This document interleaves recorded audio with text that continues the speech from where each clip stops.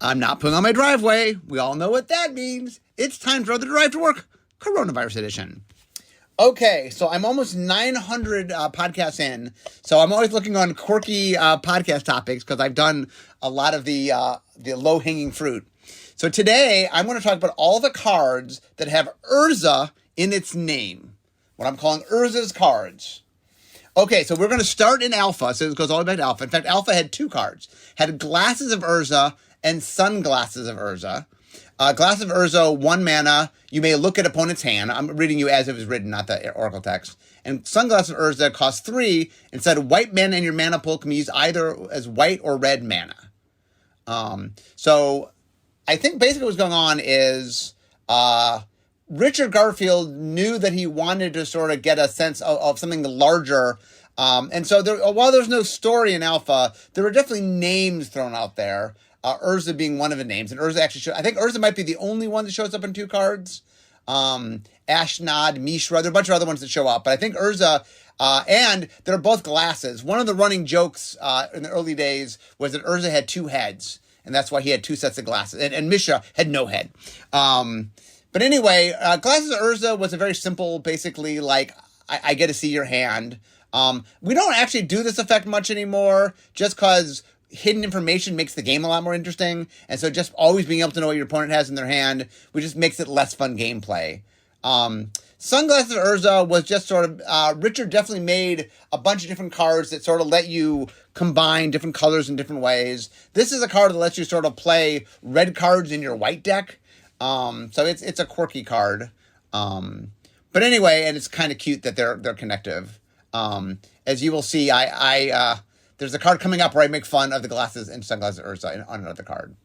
Okay, so next we get to Antiquities. So Antiquities is about the Brothers' War. So I think Antiquities has the highest density of Urza cards. There's 7.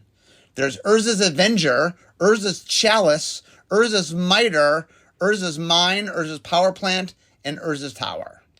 Oh, so I'm sorry, that's not 7, that's 6. I can't count. But I think 6, we'll check. I think 6 is the record. Anyway, okay, so Urza's Avenger was a pretty cool card. It cost 6 for a 4/4 artifact creature. Back then, artifact creatures didn't have creature types.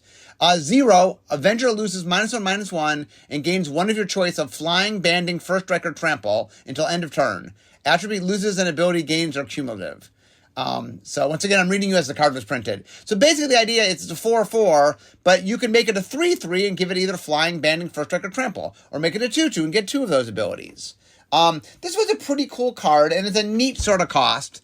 We don't really do 0 anymore, but it is a neat idea of that. I can sort of gain abilities, but I shrink as I gain them. And I think this was a cool card. This is definitely the card. This has inspired... There are some cards that just R&D likes and we keep sort of riffing off of. This is one of the cards we've riffed off a number of times. Urza's Chalice, 1 mana, 1. Any artifact cast by any player gives you 1 life. Can only give you 1 life each time an artifact is cast. So there were what we call the Lucky Charms, as their nicknames, in Alpha, which they were artifacts, thrown a bone. When you cast a spell, Ivory Chalice, when you cast a certain color spell, you gain a life for casting that spell. Because Antiquities had an artifact theme, they decided to make an artifact version of that. And Urza's Chalice is the sort of artifact Lucky Charm, if you will. Urza's Miter, 3 mana, poly artifact. I love means you can activate as many times as you want. 3: draw 1 card from your library every time an artifact of yours goes to the graveyard. Can only let you draw 1 card per artifact destruction. May not be used when you destroy an artifact to gain benefits from another card. So by the way, modern text of that card is whenever an artifact you control is put into a graveyard from the battlefield, if it wasn't sacrificed, you may pay 3 if you do draw a card. So now it's a triggered ability. Anyway, this is one of those very forgetful cards. If I asked you to name all the Urza's cards, Urza's Miter is one of the ones I expect people might forget. Other than being a silly looking hat, it's not, it didn't end up seeing a lot of play. In contrast, Urza's Mine, Urza's Power Plant, Urza's Tower, the Urzatron, if you will. So the idea is tap 1 to add 1 colorless mana to your pool. If you have all 3, the Mine and the Power Plant tap for 2, and the Urza's Tower taps for 3. So if you have all 3 out, you can tap them for 7 mana combined. Was a very popular. It's got reprinted. It actually got printed in the core set at one point. So this is a very popular. It gets used in a lot of artifact decks, and is one of the more powerful of the Urza named things. But anyway, I think the reason Richard did 223 was, or not Richard, sorry, this was Scaff. I think I asked Scaff about this. I think they just wanted to have some variety in it. In fact, I did a podcast where I talked with Scaff about antiquity, so he and I talked a bit about this if you want more detail on how those came to be.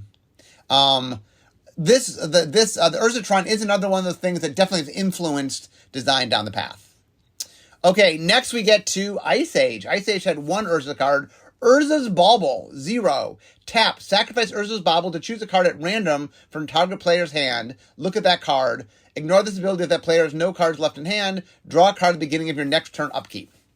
So, in Ice Age, they introduced cantrips, but cantrips at the time, you didn't draw the card right away, you drew the beginning of the next turn's upkeep. And it is Urza's Bauble's fault that it wasn't just draw a card, it was delayed. They were worried that Urza Bauble, because it cost 0, would let you do unnecessary deck thinning and stuff. And so all the cantrips were delayed because of the existence of Urza's Bauble. And it also has a very small effect, basically, as I look at a random card from my opponent's hand. So it definitely was... There weren't a lot of zero-cost artifacts. I mean, there was... Ornithopter was in Antiquities. But anyway, they were trying something and making sure that it wasn't too dangerous.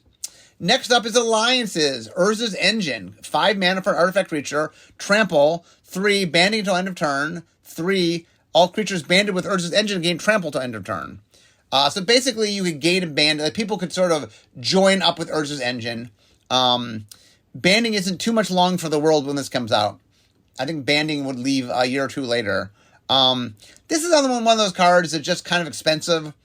Like, if it just had banding, maybe be good, but having to spend 3 mana to band it and then 3 mana to give things trample, it just was a little bit overcosted, and so it didn't see much play. Next, we get to Unglued, that has 2 Urza cards. Urza's Contact Lenses and Urza's Science Fair Project. So Urza's Contact Lenses cost 0. It's an artifact. Urza's Contact Lenses come into play tapped and does not untap during its control's untap phase. All players play with their hands face up. Clap your hands twice. Tap or untap Urza's Contact Lenses. So this is a riff. It's making fun of Urza's Glasses of Urza's.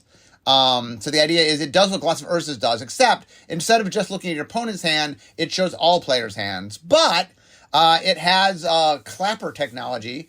There's a device called the clapper that you clap twice to turn the lights on and clap twice to turn the lights off. So the idea is you can sort of turn this ability on and off by clapping.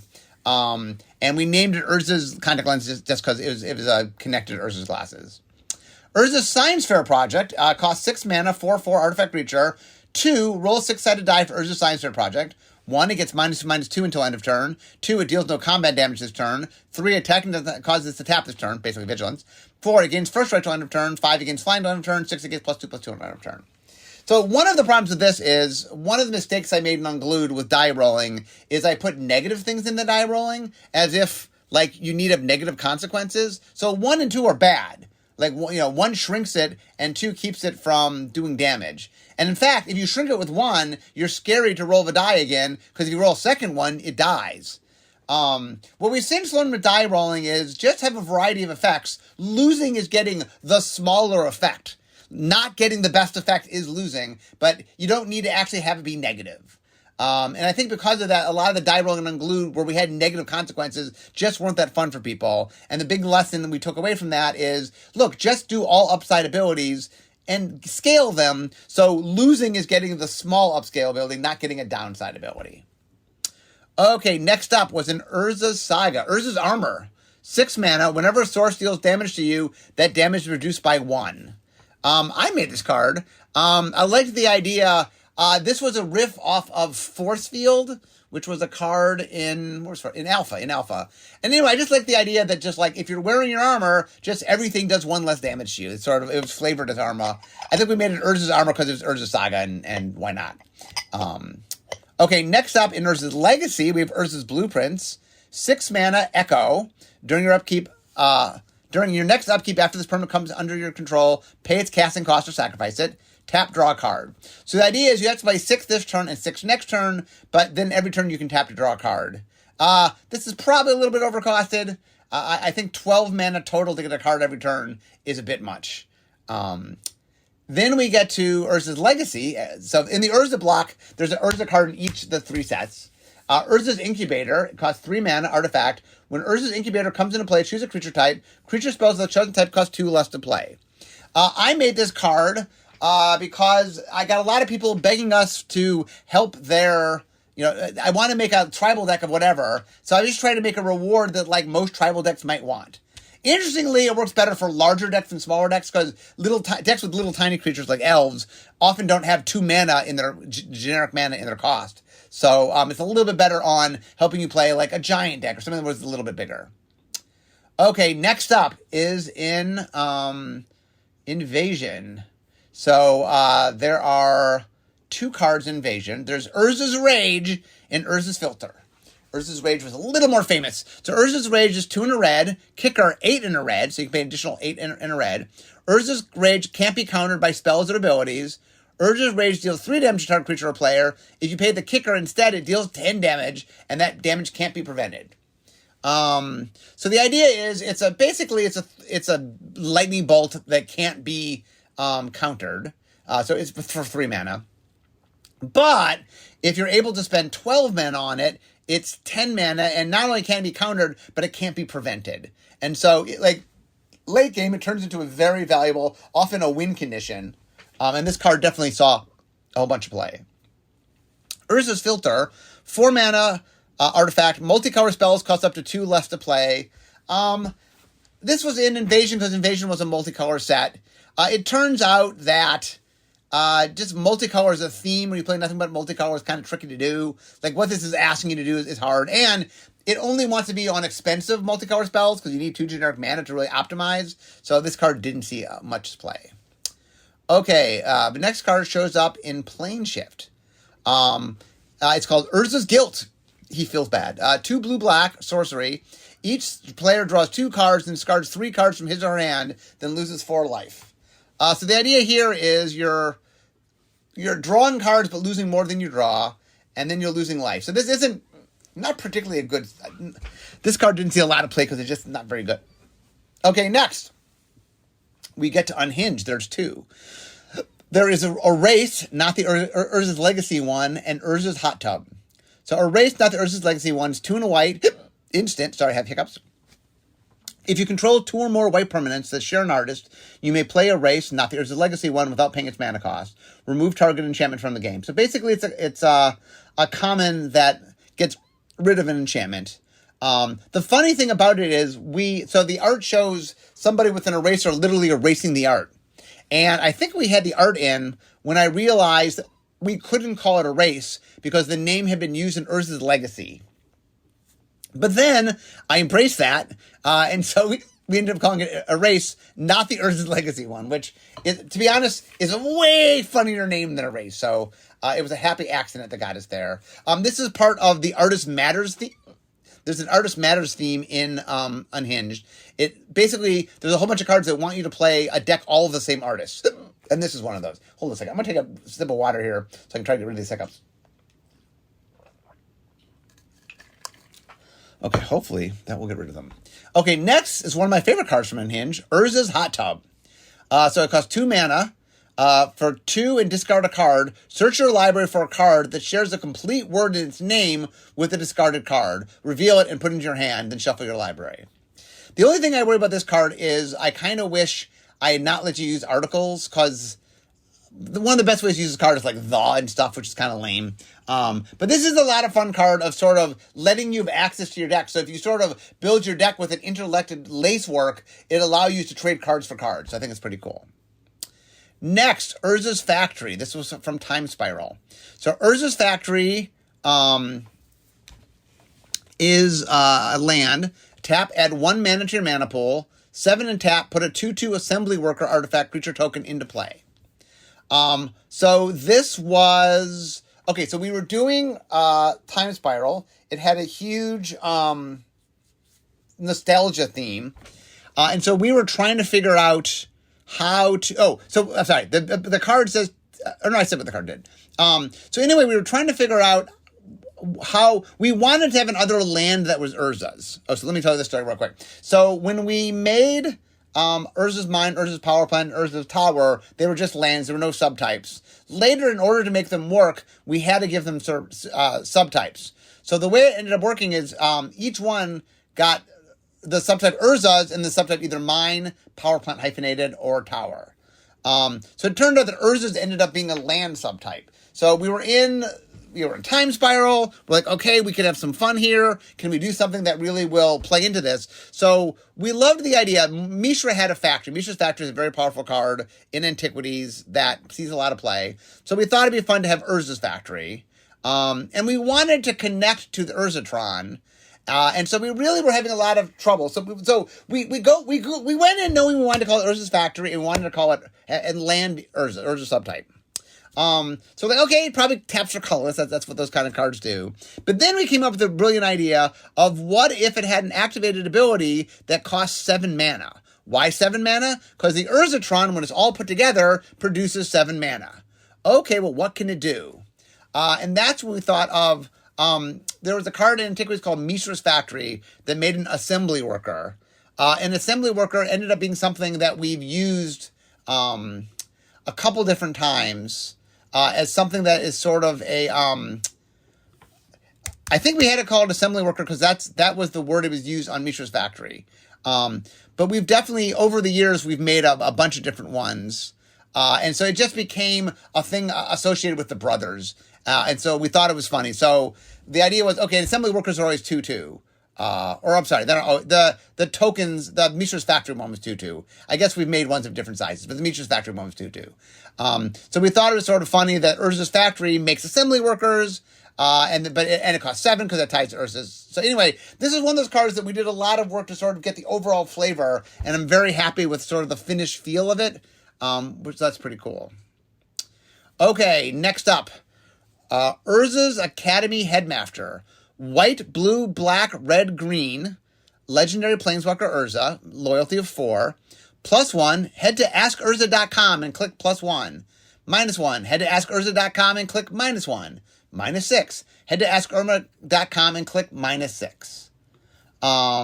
So the idea for this card was we wanted to mess around with making you to go to something that had a variable to it.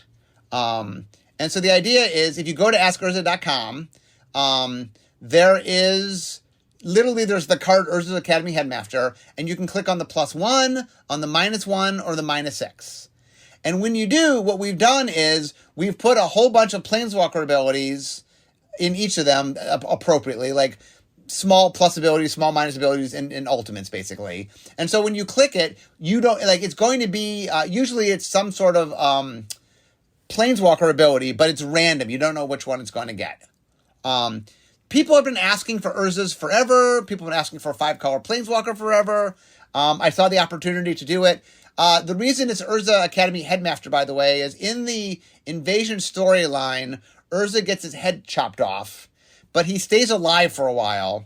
And so I thought it was funny that in the alternate version of, in fact, if you look at in Urza's hot tub in Unhinged, Urza is there as a separated head sitting in an inner tube. And the idea being, we sort of established that in the universe, the multiverse that is where the unset takes place, a parallel multiverse, that Urza is alive and he's a head. And we decided that he'd be teaching because, he's a teacher at heart. So anyway, he's a disembodied head that teaches. And so it gave us a chance to do a 5-color Planeswalker and an Urza Planeswalker and just some stuff that people have been asking for forever. And it gave us a chance to sort of mess around with something that was sort of fun, that it seemed like a very unthing to do of, the abilities are random and you have to go see what he does. We have changed what Urza does a couple times. The one I remember is during War of the Spark, we changed it to have some of the abilities from the War of the Spark ones. I think we then said that lasted for maybe 2 months and then we went back. So his base abilities are we have a default abilities, and then every once in a while for a little while we'll put in some other abilities. But it's designed so that we can change it up. So we have changed it from time to time. When you go, there's I think by default there's 20 abilities in each. It's like the 20 plus 1 abilities, 20 minus 1 abilities, and 20 minus 6 abilities. But anyway, we do change it from time to time. So you never know when you go whether it'll be... the other thing, if you go to askurza.com, by the way, you can actually hit download now, and it'll download all the abilities that's in Urza at the time you downloaded it. So if you want to, if you don't have a computer handy, you can download it and print it up and carry it around with you if you want to play Urza's Academy Headmaster without having access to the internet near you. Okay, next up is 3 cards from Dominaria. So for the trivia question I asked earlier, I think Antiquities wins for the most Urza cards. And then tied in second place is Urza's, where is it? Invasion. No, Invasion is 2. Maybe second place just is Dominaria. Okay, so first place is Antiquities, second place is Dominaria. I guess that makes sense. In third place with 2 is Alpha and Unglued and Invasion and Unhinged. Yeah, I think that's... Okay. Karn, Scion of Urza. Costs 4 mana. Legendary Planeswalker Karn. Loyalty of 5. +1. Reveal the top 2 cards of your library. An opponent chooses one of them. Put that card into your hand and exile the other with a silver counter on it. Karn's made of silver, for those who didn't know. -1. Put a card you own with a silver counter on it from exile into your hand. -2, create a 0/0 colorless construct artifact token. With this creature, gets +1/+1 for each artifact you control. So we got to revisit Karn. We went back to Dominaria. We were just trying to tap into a bunch of different things. This one, Karn definitely has been studying and learning stuff. There's some crises in the multiverse he's trying to deal with. And anyway, so the tricky part of making Karn planeswalkers is that they're colorless, they're generic mana. And so, you have to make something that is narrow in a way that just any deck can't just play it. And so this one was made very much to sort of play into the space of an artifact deck. Like, obviously, his last ability, I wouldn't really call it an ultimate at -2, but it is something that, like, it gets better the more artifacts you get. And so this definitely lets you sort of play around with drawing cards, but the big ability wants you to have artifacts. So that it pushes you a little bit more into wanting to play this into an artifact deck. Next, also from Dominaria, Urza's Ruinous Blast. 4 and a white, legendary sorcery. You may cast a legendary sorcery only if you control a legendary creature or planeswalker. Exile non-land permanents that aren't legendary. So this was part of a cycle, a legendary cycle, in which each one has the name of a character from the past and is talking about a big moment in time. This represents the end of the Brothers' War when he uses the Silex to sort of blow everything up, the Gogolthian Silex. Anyway, and this is that moment of destruction. So it's a legendary sorcery. The legendary Dominaria was a pretty popular set. The legendary sorcerers were probably the ones that went over the least well. I think it was a little bit harder to have a legendary in play than we thought. So these, although Urza's Ruinous Blast, I think that saw a little bit of play. Anyway, the final card in Dominaria was Urza's Tome. 2 artifacts, 3 in tap, draw a card, then discard a card unless you exile a historic card from your graveyard. Historic cards are artifacts, legendary, and sagas.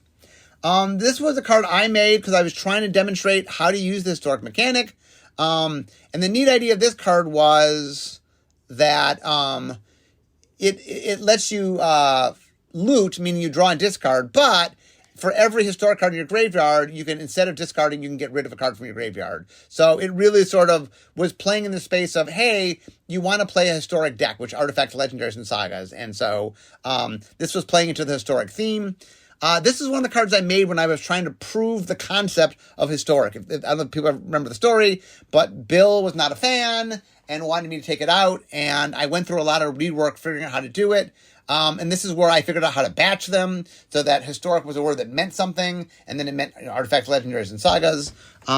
Anyway, this was one of the cards I made during that proof of concept time. But anyway, it got made, and Urza's Tome. Next up, this one is from Commander 2018. Tawnos, Urza's Apprentice. Blue-red for a 1/3, legendary creature, human artificer. Haste. Blue-red tap, copy target artifact or triggered ability you control from artifact source. You may choose new targets for the copy. So Tawnos was the apprentice to Urza. He had showed up in the Brothers' War. There had been artifacts like Tawnos' wand or Tawnos' coffin that had referenced him, but we had not until this point actually seen a Tawnos card. And once again, this is a top-down design. We're trying to capture the idea of... And so the cool thing about this is he was made to more work with artifacts in a fun way. So the idea is if you have him in play, he can copy, activate, and trigger abilities. So he can do whatever your artifacts can do. So he really wants, like, the more you surround Tawnos with artifacts, the more cool things that Tawnos can do. So that was a pretty fun card. Okay, next up, the final two cards. The next card was in Modern Horizons, is Urza, Lord High Artificer. So finally, obviously in Unstable, we made Urza Academy Headmaster.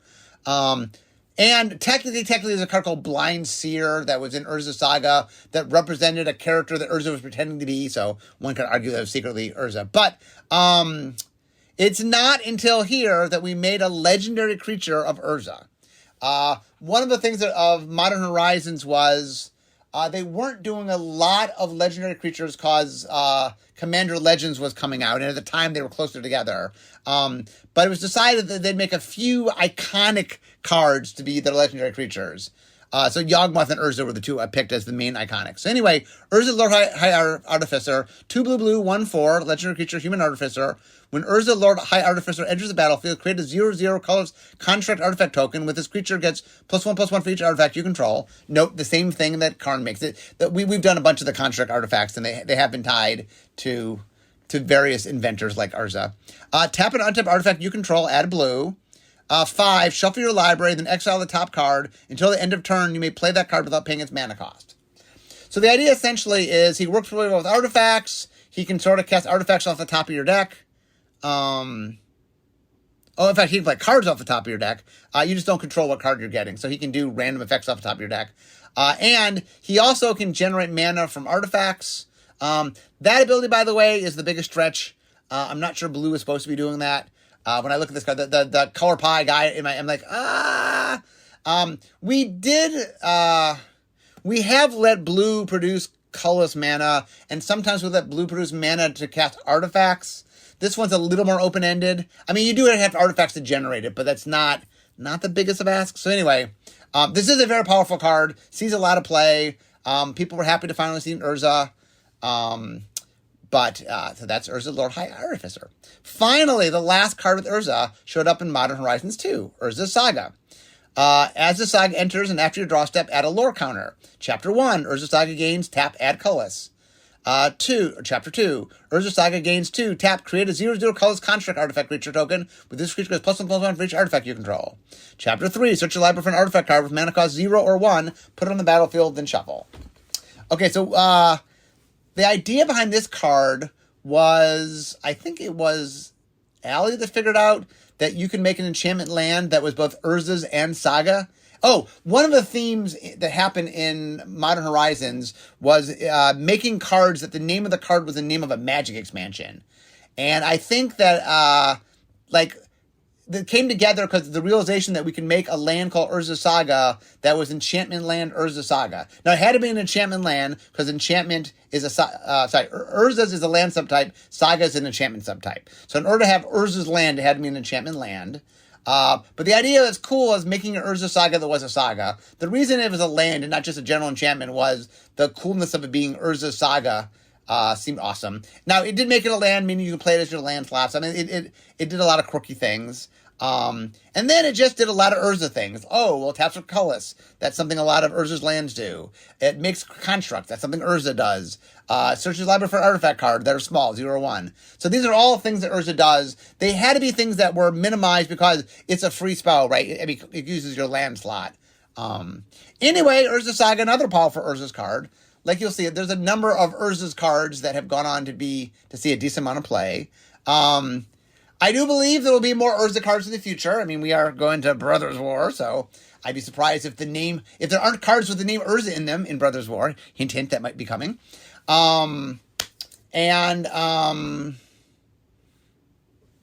That's my jaunt through all the cards with Urzas in his name. Like I said, some quirky topics. Hopefully, what I found is people generally seem to like the card by card story. So I figure I'll do this from time to time, and I just keep coming up with quirkier and weirder themes to do that in. Also, being home makes it a lot easier. So it is, as I'm talking, I can look things up and stuff. I don't know if you can't tell that I'm doing that, but I am. Anyway, I hope you guys enjoyed today's podcast, but I can see my desk. So we all know what that means. It means this is the end of my drive to work. So instead of talking magic, it's time for me to be making magic. I'll see you guys next time. Bye-bye.